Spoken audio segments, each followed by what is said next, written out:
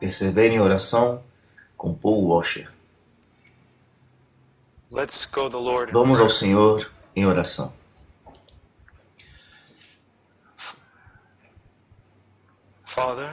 Pai, eu venho diante de Ti no nome do Teu Filho, Jesus. Eu louvo pela Sua presença, pela Sua bondade, pelo Seu sorriso, pelo Seu favor. Graça abundante para o maior dos pecadores. Misericórdia, uma boa porção do Teu Espírito. Pai, Tu me conheces. Conheces minhas grandes limitações. O Senhor me ensinou a confiar em Ti, ó Deus. Senhor, eu Te louvo, eu Te amo, Te adoro. Ó Deus,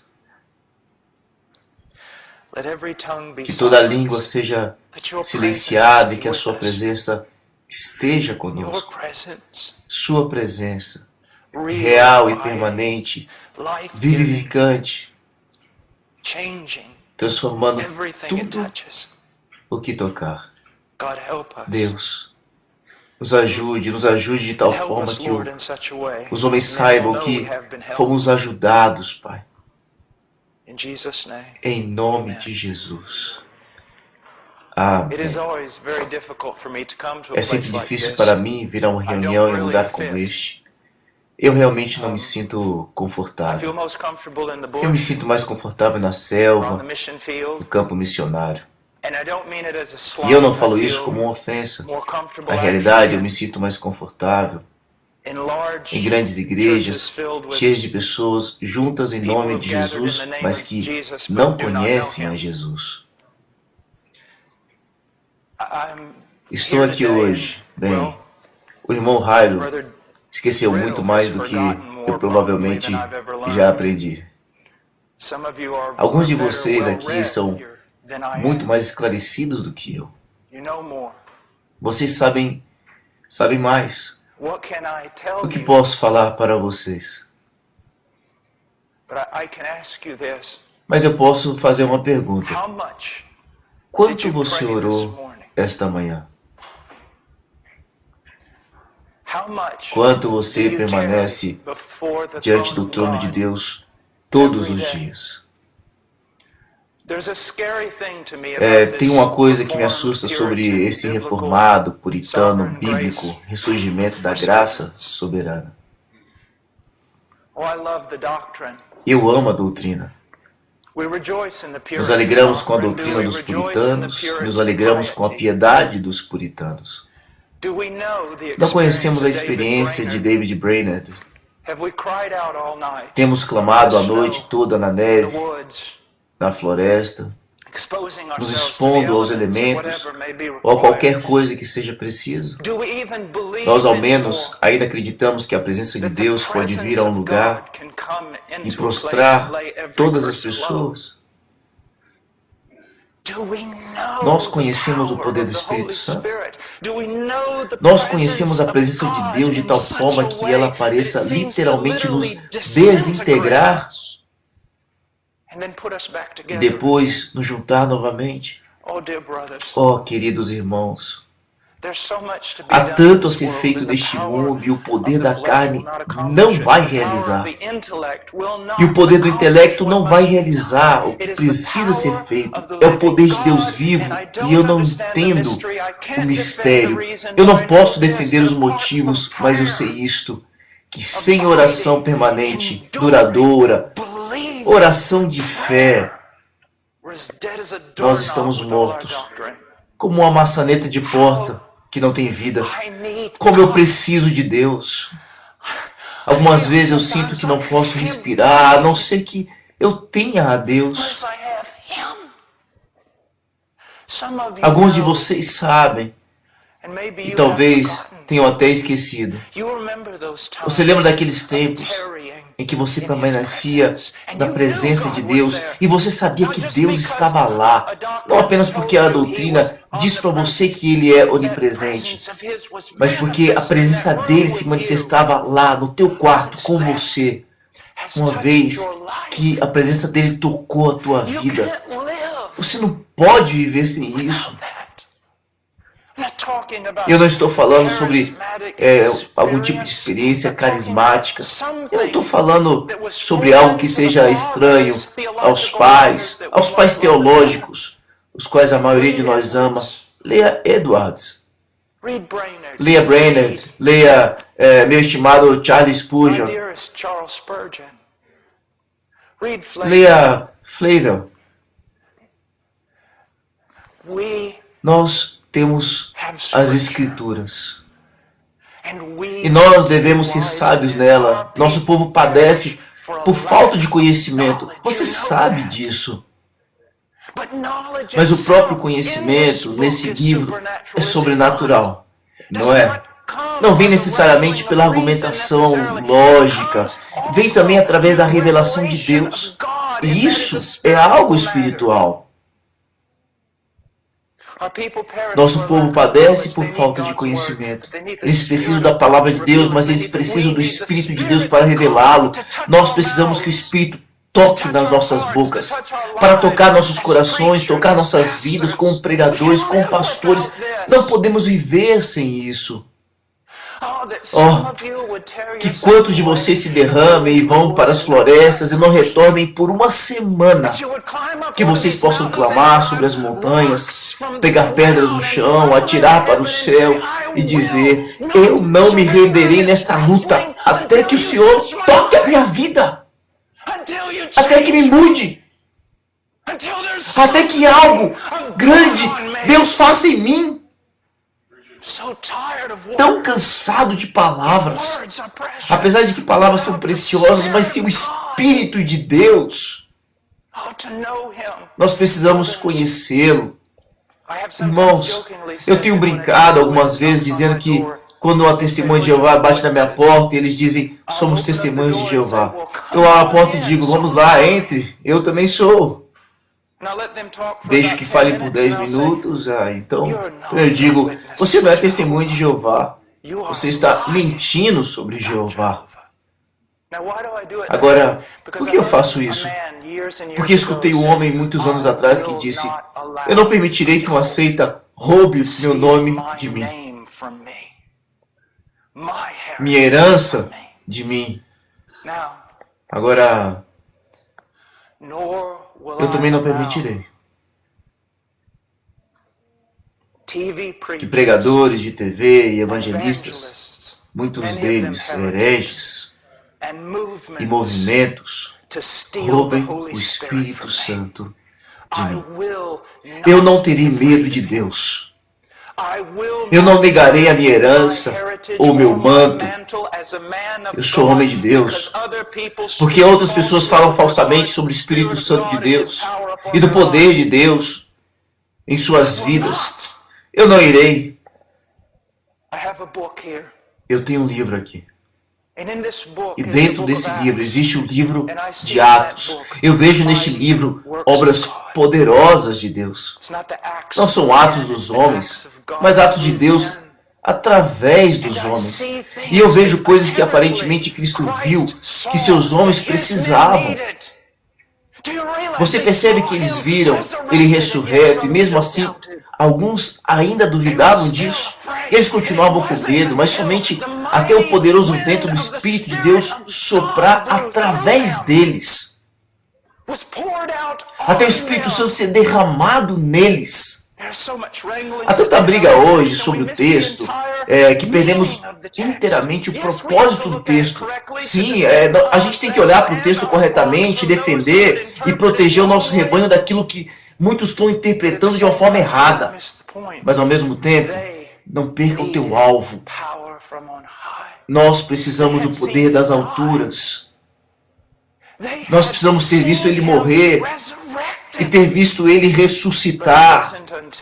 Mas somente quando o Espírito de Deus foi derramado, foi jubiloso. Na forma do Novo Testamento, uma nova aliança, eles foram capazes de levantar e suportar, testemunhar esta palavra de Cristo, os apóstolos. Olha, não tem absolutamente nada que seja retido àqueles que amam a Deus e àqueles que são amados de Deus. Aos amados de Cristo, não tem nenhuma bênção espiritual que nos seja retida de você. Não tem medida em relação à presença de Deus que Ele vai negar a você. Nada, nada. Por que você não pede? Oh, meu amado, um banquete,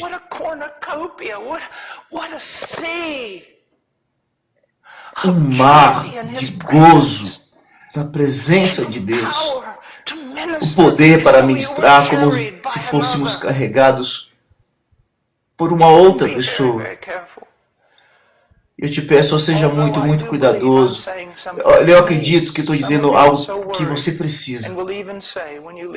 Talvez alguns de vocês vão sair daqui dizendo, nos primeiros 15 minutos ele nem mesmo abriu a Bíblia. Você não consegue ouvir que Deus está falando? Coisas bíblicas estão sendo ditas a você nesse momento. Eu não sou um grande teólogo sistemático. Olha, eu conheço as minhas limitações. Eu não sou intelectual, eu não participo de seminários. Eu aprecio os homens que fazem isso, aprecio muito. Se não fosse por eles, eu não sei qual que seria a direção da minha vida. Eu preciso tanto de homens assim, eu não sou um deles. Mas uma coisa eu posso lhe dizer, é que em toda a minha vida eu tenho necessitado. Eu tenho sido fraco. Tenho sido lento, tenho tido medo, mas isso me fez correr para Deus. E ao correr para Deus, há tanta glória, há tanto poder, há tanta vida. Você entende? Não é apenas que eles precisem pensar corretamente. Olha, o homem, ao menos, precisa ser capaz de alcançar com a sua mente.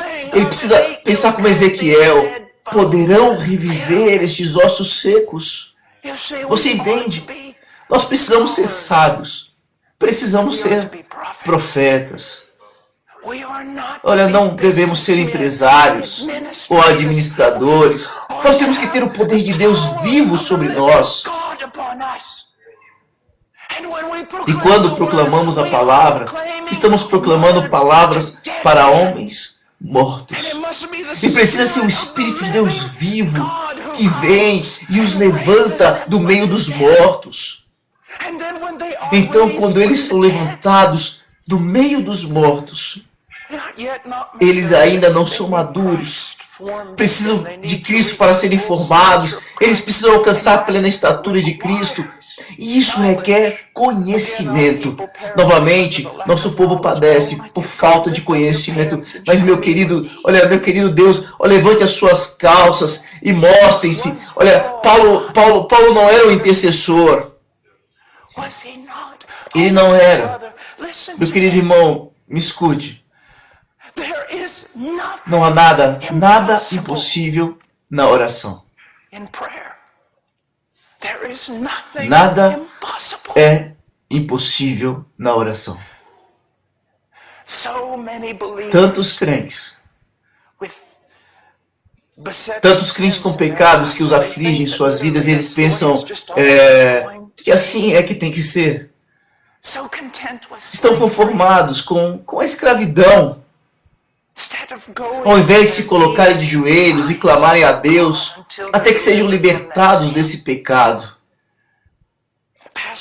Pastores, nós pregamos, mas onde está a demonstração de poder?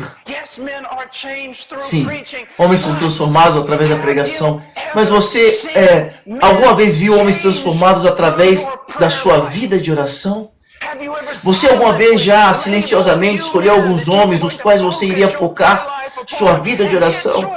Dobrou os joelhos e lutou, batalhou, até que Cristo fosse formado neles. E você viu uma maturidade, um brilho na vida totalmente inexplicáveis, a não ser pelo poder do Deus vivo.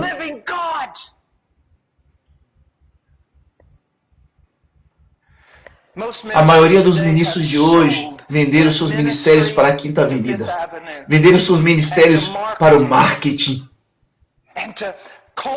E para igrejas sensíveis à cultura desses dias e modelos de negócios. Isso é totalmente patético, mas não venda seu ministério pelo simples conhecimento. Você é homem de Deus. Isso pressupõe que você viva com Deus. Viva com Deus em oração íntima. Oração íntima. Oração íntima. A presença de Deus é uma realidade na tua vida? Até mesmo essa pergunta deixa alguns de vocês trêmulos e com medo. Ele vai nos pressionar. Ele não é realmente de práticas. Ele é um pouco bem dado a experiências demais. Novamente, volte a ler esses livros antigos. Encontre esses homens.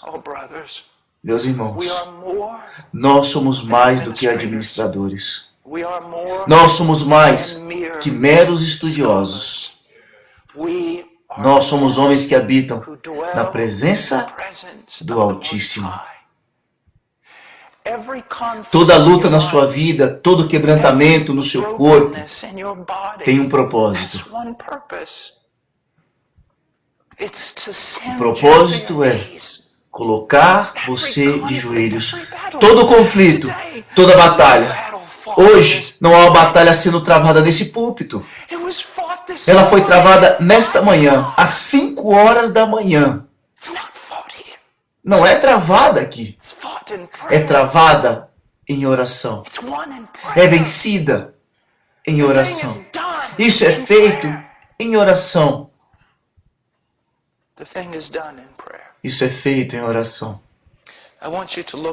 Quero que você veja por um momento. Vamos comigo até o Evangelho de Lucas, capítulo 18.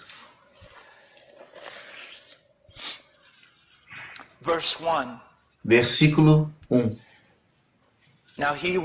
Disse-lhes Jesus uma parábola sobre o dever de orar sempre e nunca esmorecer.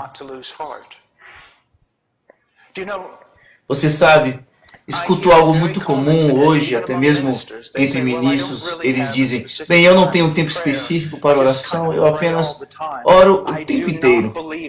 Eu não acredito neles. Porque eu aprendi que perseverar na presença de Deus e perseverar na oração é algo disciplinado. São disciplinas que a gente aprende. Isso tem que permanecer com Deus. O que mais você iria querer fazer?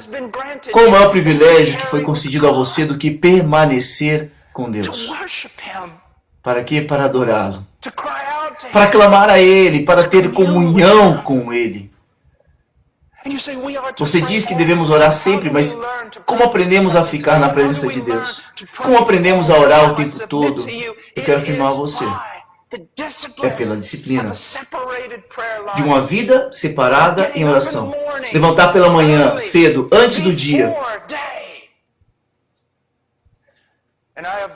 E eu acredito que ao lutar essa batalha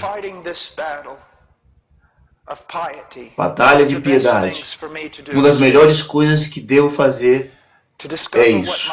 Descobrir o que minha carne mais odeia e fazer isso primeiro. Antes que eu esteja cansado ou distraído, levantar pela manhã.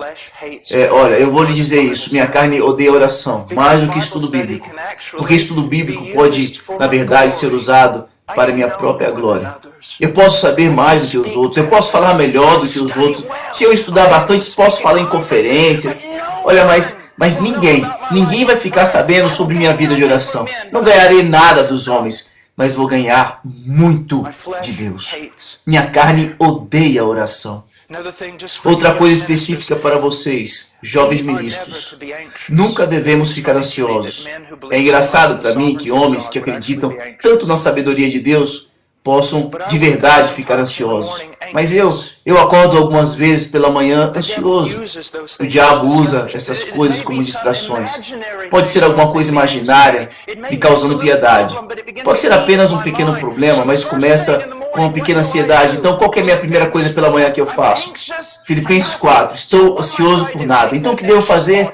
Pego esses pensamentos de ansiedade, o que for, corro para Deus, me abro, limpo a minha mente de toda ansiedade, abro e permaneço diante de Deus soberano em plena confiança a Ele. Então eu oro. Oro pelo quê? Oro por tudo. Por tudo. Oro por tudo. Irmãos, olha, e aí existe uma sensação de ser transportado na pregação, na qual você quase, parece que você nem sabe para qual direção você está sendo levado. Agora, novamente, não digo que não devemos ser expositores, nós precisamos ser melhores expositores. Eu preciso ser um expositor muito melhor. Mas você pode todo o ter cortado e todo ir com um pingo, mas não tem poder maior do que o poder do Espírito. Você tem visto homens sem experiências falar eloquentemente, e ainda assim a sua alma está com dores. Nada foi tratado em relação à sua consciência. Ele ensinou uma parábola especificamente para os homens soubessem que deveriam orar sempre. Uma parábola é construída ao redor disto com um propósito, que você ore sempre. E o Senhor não está aqui pregando algo que ele não praticava. O Deus encarnado foi um homem de oração. Não é surpreendente que ninguém nunca se aproximou de Jesus e disse: Jesus, ensina-nos a pregar. Eles não disseram: Jesus, ensina-nos a caminhar sobre a água. Mas eles disseram: Senhor, ensina-nos a orar. Muitas pessoas dizem: se eu pudesse fazer qualquer coisa, eu gostaria de ver Paulo pregando em Mars Hill. Se eu pudesse fazer qualquer coisa, eu gostaria de ver meu Senhor intercedendo. Eu gostaria de ver meu Senhor intercedendo. João Calvino disse que o coração do homem é uma fábrica de ídolos. Nós podemos tornar o estudo em um ídolo. Nós podemos tornar a pregação expositiva em um ídolo. Embora essas coisas sejam coisas para serem estimadas, comparadas com Deus, é lixo. A presença de Cristo, o poder de Cristo. Ele diz no verso 2, havia em certa cidade um juiz que não temia Deus, nem respeitava homem algum. Agora, o que vemos aqui? Ele está colocando diante de nós uma pessoa que é o antitipo de Deus. Quero dizer, comparado a Deus, ele está completamente na extremidade oposta. Ele não teme a Deus. Ele não respeita o homem, não há virtude nele, não pode apenas imaginar o homem, ele assim, ganancioso, miserável, com um espírito mesquinho e com um coração pequeno, consumido em si mesmo e em autopromoção. E havia uma viúva naquela cidade. Agora, por favor, entenda, as viúvas naquela época, como ainda em alguns lugares no terceiro mundo, é a mais destituída, desamparada pessoa na face da terra. Não tem ninguém tão destituída quanto ela, exceto talvez o seu próprio filho. Sem ajuda, sem poder econômico, sem poder social, sem poder político, sem poder nenhum. Se ela morrer na rua, a única palavra do público vai ser: o que faremos para tirar esse corpo do meio da rua? Como vamos remover isso daqui para algum lugar onde a gente não tem que se preocupar mais? Ela não tinha nada. Então ele diz aqui, havia também naquela mesma cidade uma viúva que vinha ter com ele, dizendo: julga minha causa contra o meu adversário. Ele por algum tempo não a quis atender. Mas depois disse consigo: bem, eu não temo a Deus, nem respeito a homem algum, todavia, como esta viúva me importuna, julgarei a sua causa, para não suceder que por fim venha a molestar-me. Literalmente, ela vai no bater abaixo do olho. É um tipo de palavra usada quando dois pugilistas lutam e um bate debaixo do olho do outro e um deles fica apenas cambaleando. Essa mulher é tenaz. Absolutamente tenaz. É a única razão pela qual esse miserável e horrível homem cede a ela. É porque ela continuava vindo, ela continuava vindo, ela continuava vindo. Ele não aguentava mais, ela luta com ele. Agora, versículo 6. Então diz o Senhor, considerai no que diz o juiz. Agora ele vai nos dizer exatamente o que significa toda esta parábola. Muitas vezes as pessoas se confundem em parábolas porque elas procuram um significado totalmente em lugar na sua razão. Eles encontram pequenas coisas e nuances, mas uma parábola, eu acredito que, embora possa ensinar muita coisa, é sempre dada para conduzir a uma verdade central. E ela vai nos revelar agora. Ela diz, então diz o Senhor, considerai no que diz esse juiz iníquo. Agora, o que ele disse? Ele disse, isto é o que eu estou querendo que você aprenda sobre sua vida cristã, sobre oração, sobre o que disse o juiz injusto. Ouçam, todavia como esta viúva me importuna, julgarei a sua causa para não suceder que por fim venha a molestar-me. E continua no versículo 7.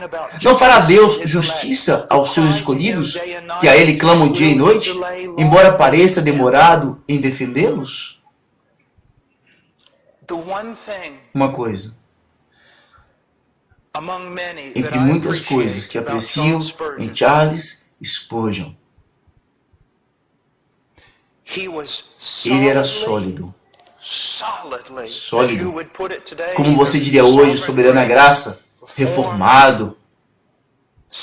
1896 ele estava lá, bem no meio. Mas quando Spurgeon fala de um texto, ele prega somente o texto. E ele não tentava conciliá-lo com alguma outra doutrina a fim de supostamente proteger essa doutrina. É como tentar proteger nossa doutrina das Escrituras, nossa visão das Escrituras. Escutem, eu acredito que Deus é absolutamente soberano sobre absolutamente tudo. E Ele ordenou antes da própria fundação da terra. E isso já me deu mais problemas do que qualquer outra coisa. Mas sei que é bíblico. E ainda ao mesmo tempo eu sei que eu não tenho porque não peço. E eu não posso explicar isso. Eu não fui chamado para explicar isso. Assim como muitas outras grandes doutrinas das Escrituras. Ao invés de passar meus poucos anos neste planeta, tentando supostamente conciliar tudo em minha mente, eu devo logo ser obediente às simples verdades de Deus. Me agarrar a um Deus soberano, longe do qual não tem esperança para o homem, no universo ou em toda a criação. Eu vou me agarrar a isso. E isso é minha segurança, minha força. É o único meio que tenho para saber que a oração pode ser respondida. E ainda neste grande mistério que vai muito além da minha mente, eu tenho me dito que eu não tenho, porque eu não peço. Sabe o que me é dito? Me é dito para fazer diante do meu Deus o que essa viúva fez diante deste homem terrível e injusto. Jacó lutou com Deus. Não te deixarei ir, se não me abençoares.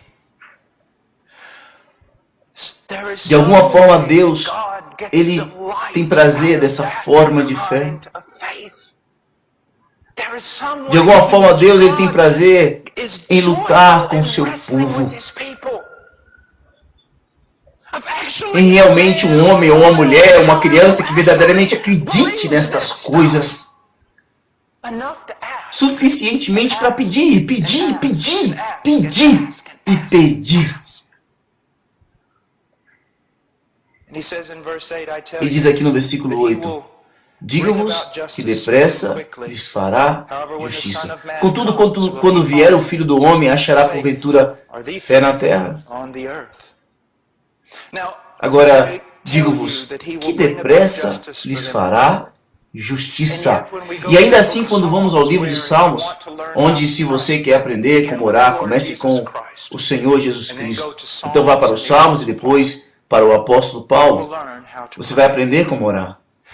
Mas quando vamos ao livro de Salmos, descobrimos algo que parece contradizer isso. Ele diz que o Senhor responderá rapidamente, o Senhor libertará rapidamente. E ainda quando vamos ao livro de Salmos, nos é dito que Davi esperava dia e noite. Até quando, ó Senhor? É o clamor de Davi, é o clamor dos profetas. E então há essa espera, há essa persistência, há essa luta, perseverando em oração. Como é que isso funciona? Bem, eu sei, todos vocês sabem, quão comumente isso ocorre nas Escrituras e quão comumente isso ocorre em sua própria vida. Que você clama a Deus, você clama a Ele e há demora. Você persevera, mas há demora. E você continua clamando a Deus, mas demora. Após demorar, demora mais. Mas quando Deus se move, o problema é resolvido em poucos segundos. Como a batalha contra os midianitas que é associada à vinda do Messias. Como nessa batalha você não levanta o dedo, você nem ao menos acende uma tocha, você nem ao menos quebra um cântaro. E a batalha, ela é ganha. E por que ele age tão rapidamente? Vou lhe dizer por que ele age tão rapidamente. Porque para que nenhum homem possa se vangloriar que foi seu próprio feito. Ou, sobretudo, como se fosse alguma coincidência. Agora, isso é muito importante para os jovens. Aprendam esta lição. Quando você vê um milagre sobrenatural, uma libertação sobrenatural, forjada pela mão de Deus, através da oração, quando isso ocorre, quando isso acontecer, você vai acreditar, você vai ver, você vai saber que foi Deus, e isso vai te alegrar. Mas então, não no próximo dia, nem na próxima semana, provavelmente nem mesmo no próximo mês, mas em 1 ou 2 anos, é isso que vai acontecer. O enganador virá e ele vai insinuar a você. Você sabe, você era jovem quando pensou que Deus fez aquele milagre. Mas isso pode ser explicado totalmente por meios naturais. Você alguma vez viu isso acontecer? Vocês verão Deus fazer um grande milagre. Então, ele sempre espera, porque é o tempo de espera. Alguns anos depois ele começa a convencer você que foi apenas um cuidado da tua juventude, o fanatismo. Tudo explicado naturalmente. É por isso que quando Deus fazia grandes atos de libertação em Israel, ele dizia, pegue um monte de pedras, anote a história. Nunca, nunca, nunca se esqueça. O ladrão veio para roubar, até mesmo o testemunho de Deus em nós. Vocês sabem, alguns de vocês estão no ministério mais tempo, talvez, do que eu tenho vivido. Vocês conhecem os grandes feitos de Deus. E alguns de vocês os têm esquecido. E vocês precisam retornar. E vocês precisam relembrar, e relembrar, e relembrar, para que a próxima vez que a libertação de alguém seja necessária, você saiba que serve um Deus que liberta o homem. A Deus que liberta o seu povo.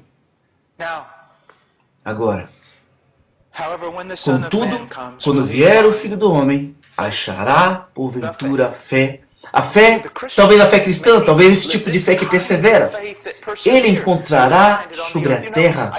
Sabe, eu não quero ser tão dramático quanto a isso, ou ler alguma coisa no texto, mas é quase como se fosse um momento, a disposição ou a atitude do nosso Senhor mudasse.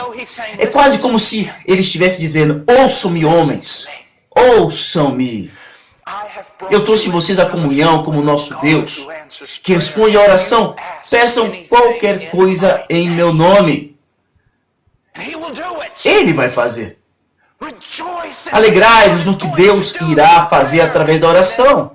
E então para por um momento, um instante pensativo e diz, mas então novamente, quando eu voltar, haverá alguém que tenha crido no que eu disse. Você está crendo? Eu posso lhe dizer o quanto você crê. Quanto você pede. Quanto você persevera.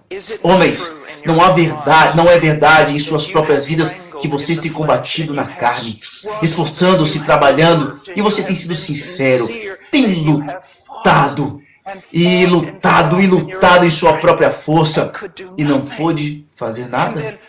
Então, finalmente, direcionando a oração, e foi preciso tão pouca oração, na verdade, para que o assunto fosse resolvido. Um dos últimos, você sabe, o último recurso que temos agora é orar. Que blasfêmia enganosa. Como você vai ao seu quarto na esperança? Você vai? Você pede com esperança? Agora, aqui tem um problema com o qual eu quero lidar. Eu quero pedir desculpas. Mas eu ia pregar realmente sobre 1 Coríntios 15, mas vamos por um instante ver aqui o capítulo 11 de Hebreus. Eu quero resolver algo, ao menos na minha fé de criança, em meu modo simples de pensar.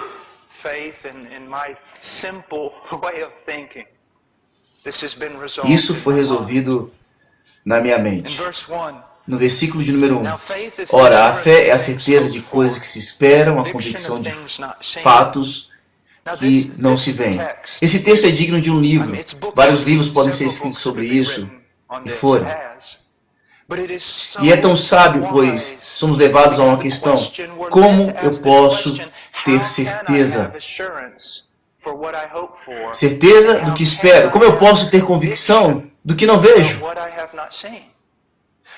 Porque todos vocês estão certamente conscientes de que a grande maioria daqueles que hoje professam a Cristo abusam de Cristo. Eles estão exigindo, abusando, garantindo coisas que eles não têm direito à garantia. Nós sabemos disso.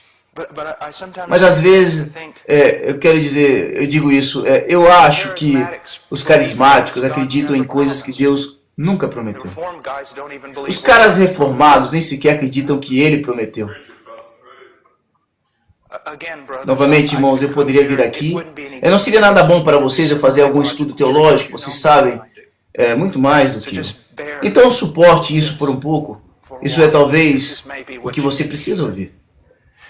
Você sabe, eu descobri há alguns anos, eu ouvi às vezes homens como John Piper. E eu li a Ian Murray, que é meu favorito dos rapazes modernos. E eu amo John Flavel. Seu primeiro volume, Explosion, é o meu favorito de todos os tempos. Mas sabe, depois de um período você começa a descobrir algo. Eu realmente não estou descobrindo nada verdadeiramente novo. Embora esses homens digam isso de tal modo. Mas você sabe, eu estava em uma conferência há alguns anos e antes de eu falar, eles pediram para 6 novos convertidos subirem e compartilharem seus testemunhos. Eles haviam sido salvos entre 6 meses e 1 ano. E quando eles se levantaram, e eu não aprendi nada de novo, mas me lembrei de tantas coisas que eu havia esquecido. O zelo deles, a fé como de criança, a paixão deles.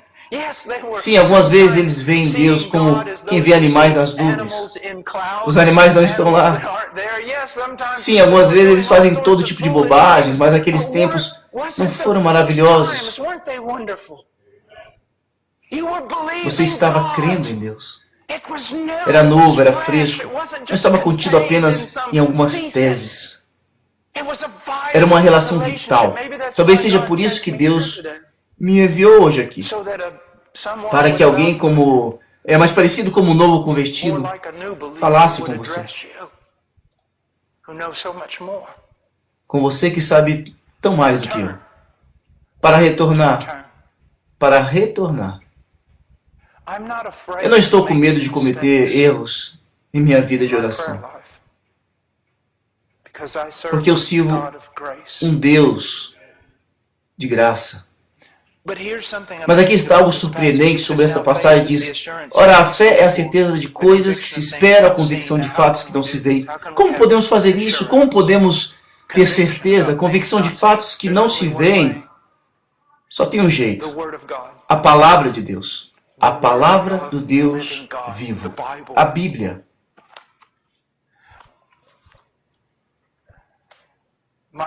O meu corpo dói. A maior parte do tempo, minha mão direita, neste momento, ela está aqui dormente. Tenho problemas com minha coluna e meu pescoço, e durante anos o Senhor, Ele não me curou. Não que eu suponha que, nem quero realmente que Ele faça isso. Muito tem sido colhido a partir das minhas doenças, tantas bênçãos.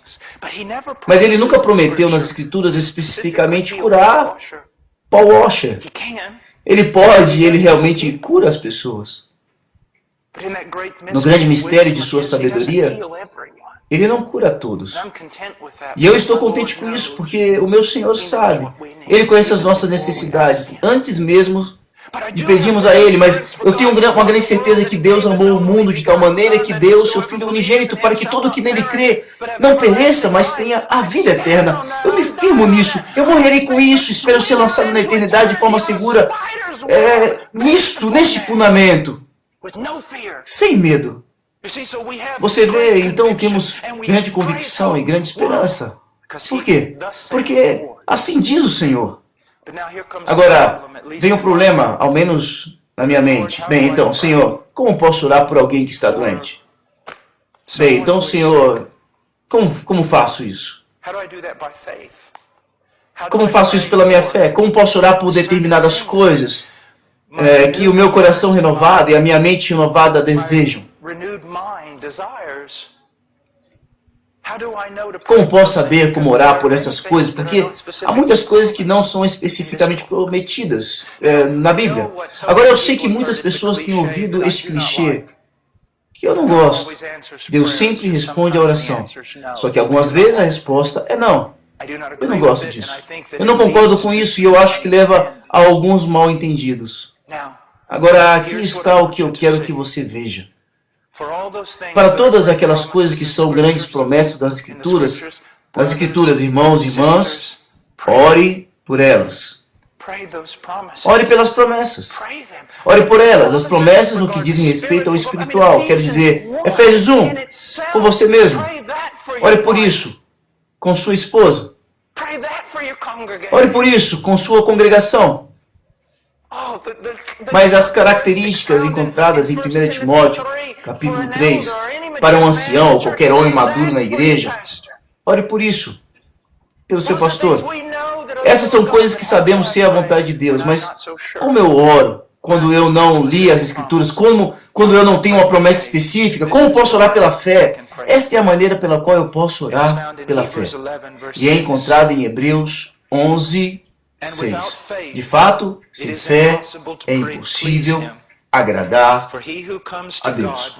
Porquanto é necessário que aquele que se aproxima de Deus creia que Ele existe e que se torna galardoador dos que o buscam. Minha fé não é que Deus vai fazer a coisa específica que eu pedir a Ele. Agora, eu sei que você pensa que a alternativa é sim. Ele pode dizer não. Não. Eu não acredito nisso. Deus pode não fazer especificamente o que eu peço a Ele. Mas Ele irá recompensar a fé. Ele vai fazer alguma coisa. Haverá benefício por buscar a Deus em uma causa.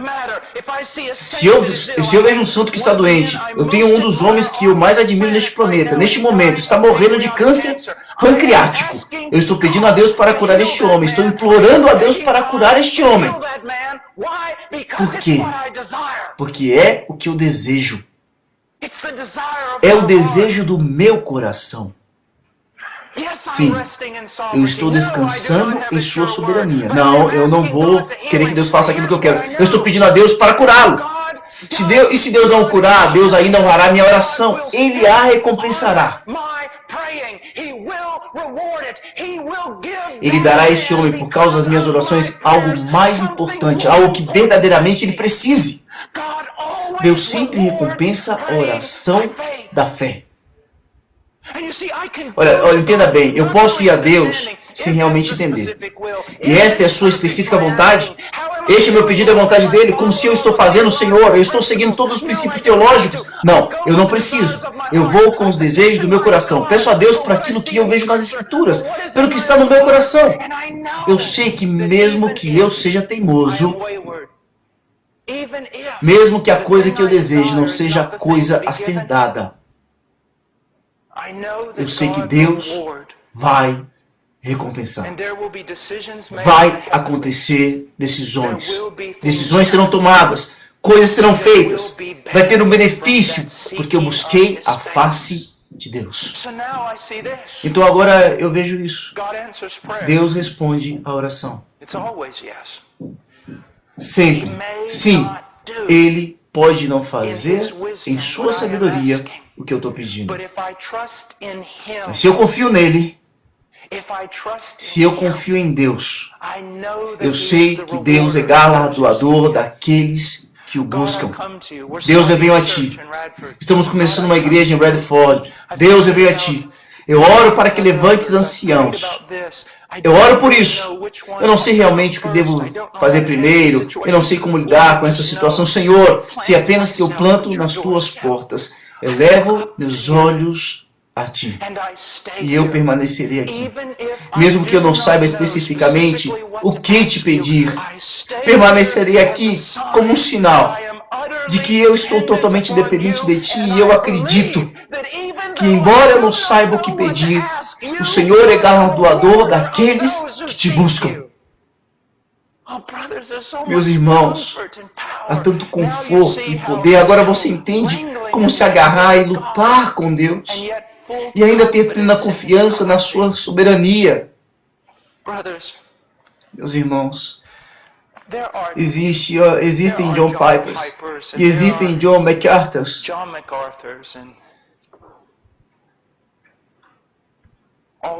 E todas essas pessoas. Eu sou um cara que é conhecido por um sermão.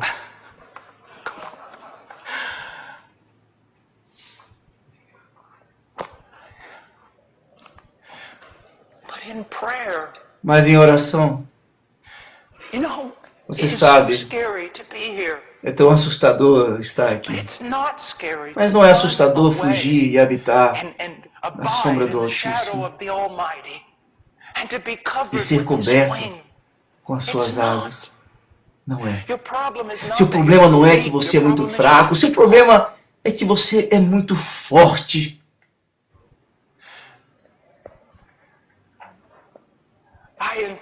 Eu encorajo todos os jovens, eu digo, veja, estude grego, estude hebraico, estude sistematicamente, estude a história da igreja, leia os livros antigos, os livros antigos, os livros antigos.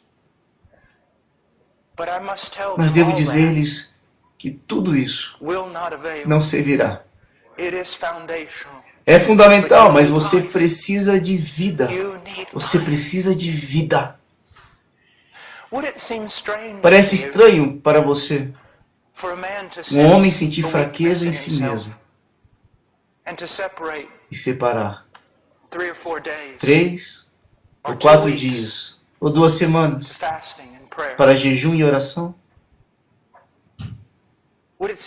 Parece estranho para você um problema se levantar na tua igreja, lá na igreja, e você preferir enfrentá-lo de uma vez em nossa própria sabedoria? Nós devemos separar tempo para orar, para lutar com Deus sobre o problema. Ou mesmo se você fez uma pergunta para receber uma resposta, na qual você diria, posso ter tempo para orar? Meus irmãos, sua herança não são terras, não são carros, não são casas bonitas, é habitar nos átrios de Deus.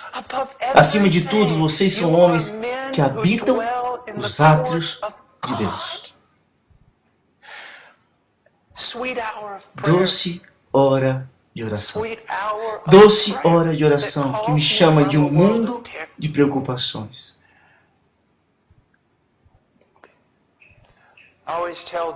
Eu sempre digo aos jovens que não se entregam muito à oração, eles perguntam, como devo orar? E eu respondo, ore, lute, até que você possa honestamente dizer, como está escrito em um hino, ó doce hora de oração. Doce hora de oração. Eu darei ao Senhor minha primeira hora. Doce hora de oração. E então você vê, orar é algo surpreendente. Quanto menos você ora, mais difícil torna-se orar. E quanto mais você ora, mais você é conduzido em oração. Irmãos, você pode orar até pensar, o que aconteceu com o tempo? Eu ajoelhei às 5, já são 8h30. Há coisas que... o que aconteceu? Irmãos, por favor, entreguem-se à oração.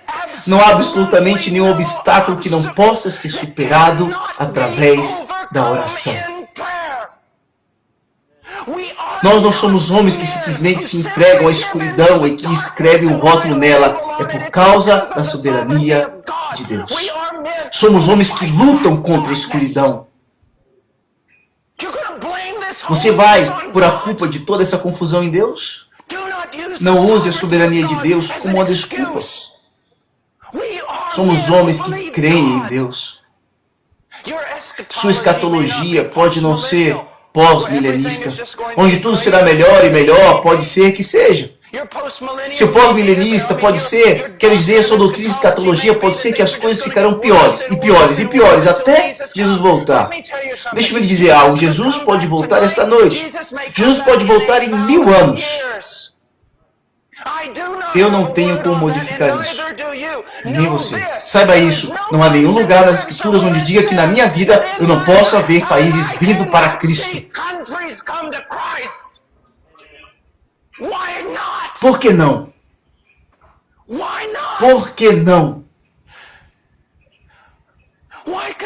Por que eu não posso ver a Índia se render e uma bandeira para Cristo sobre cada monte? Deus nunca me disse isso.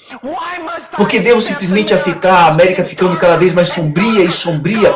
Deus nunca me disse isso. Você pode discordar do pós-milenista, mas eu vou dizer uma coisa. Eles realizaram muita coisa. Não foi? Eles acreditavam que Deus iria fazer algo. Independentemente da sua escatologia, a menos que você tenha uma palavra de Deus que o resto de nós não saiba. Veja, nós firmamos os nossos pés e lutamos em oração. E lutamos no púlpito. Isso é o que fazemos. Nós aguardamos que Deus faça algo. Irmão Paul, por que você está triste? Meu tradutor me perguntou isso na Holanda. Por que você está triste esta noite? Porque ninguém foi convertido esta noite. Precisamos crer. Senhores, as promessas, não apenas os preceitos. As promessas. As promessas. Elas estão aqui, luz que brilha nas trevas, e as trevas não podem vencê-las. O poder do Evangelho. Eu acredito que uma das maiores demonstrações, se não a maior demonstração de todos os tempos, não é a criação do mundo, mas a criação de um novo homem. O trabalho de regeneração que foi perdido em nosso tempo é a demonstração mais poderosa do poder de Deus. Ele fez este mundo, o que é uma coisa incrível, mas ele cria um novo homem a partir de uma massa humana depravada. Isso é poder. Por que eu não acreditaria que Deus quer demonstrar tal poder? A conversão dos homens. Vamos lutar para a conversão dos homens.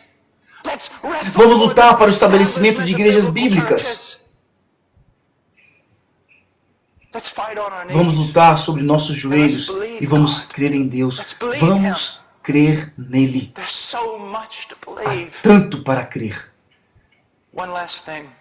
Uma última coisa. Eu sei que tomei muito tempo, mas tenha cuidado para não orar somente com suas botas. Aprendi isso há alguns anos. Uma declaração feita por Alexander McLaren. Na verdade, ele falou sobre, em seu estudo, ele usava as suas botas. E isso me levou a pensar, ele estava falando sobre o quê? Que a preparação para pregar é um trabalho duro. Mas então comecei a pensar, eu preciso sempre ir à Bíblia com minhas botas? Devo ir sempre a Deus com as minhas botas? O ponto que estou tentando atingir aqui é que se a Bíblia se torna apenas um trabalho exegético para você, e o único momento que você se aproxima dela é com as suas botas, você está em perigo de perder um relacionamento. Então eu venho a palavra com minhas botas. Mas quando eu tenho lutado com o texto, tiro minhas botas e ando com ele, para deleitar-me nele, apenas para aproveitá-lo, para desfrutar a Bíblia. Não é realmente um livro para você decifrar, é algo para se regozijar, para ter prazer na palavra de Deus. Assim também é na oração. Sim, deixe-me dizer algo. A oração intercessória é trabalho duro. Não deixe que ninguém engane você. A maioria das pessoas não ora porque pensa que é fácil para alguns orarem. Não, a intercessão é difícil. Isso é orar com suas botas. E você precisa fazer isso. Mas se tudo o que você faz é orar com suas botas, você está em perigo de perder uma relação, de caminhar com Deus. E apenas andar com Deus, de deleitar-se com Ele, de pensar sobre Ele, de conversar com Ele. Oh, meu querido amigo, de louvá-lo pela grama, pelas árvores. Quero dizer, este planeta deveria parecer com o palco do Esperando Deus. Deveria ser tudo cinzento e feio. Mas não, o fato de existir é surpreendente. Para nos alegrar em nossos filhos e correr ao lado deles, nos regozijando em Deus. Só não faça tudo em oração intercessória. Comunhão. Oh, como é tão bom levantar de manhã, às vezes, e apenas dizer, Senhor, hoje podemos colocar de lado o trabalho de intercessão. Eu apenas quero andar contigo até o riacho, apenas falar contigo. Te amo tanto. Tem sido tão bom para mim, Deus. Olhar o pôr do sol e falar, ó Deus, como fizeste isso? Que pincel usaste? Essa é a coisa mais linda que eu já vi. Irmãos, apenas leve a sério o que foi dito. Ore sobre isso. Talvez, se o Senhor, o Senhor talvez tenha falado com você hoje alguma coisa. Vamos orar. Pai, eu te agradeço, te louvo, te adoro. Eu tenho prosseguido, Deus, ó Deus, mas é com seu agir, com a sua ajuda. Fortalece esses homens, abençoa-os, Senhor, pega-os pelas suas mãos e conduza-os a níveis mais profundos de oração. Guia-me, ó Deus, eu sou tão novato. Guia-me, guia-nos. Que não joguemos ao chão o nosso manto por uma calculadora, ou uma metodologia, uma visão, ou até mesmo um púlpito. Que sejamos, em primeiro lugar, homens que pertencem a Ti, homens que habitam em Tua presença. Em nome de Jesus. Amém.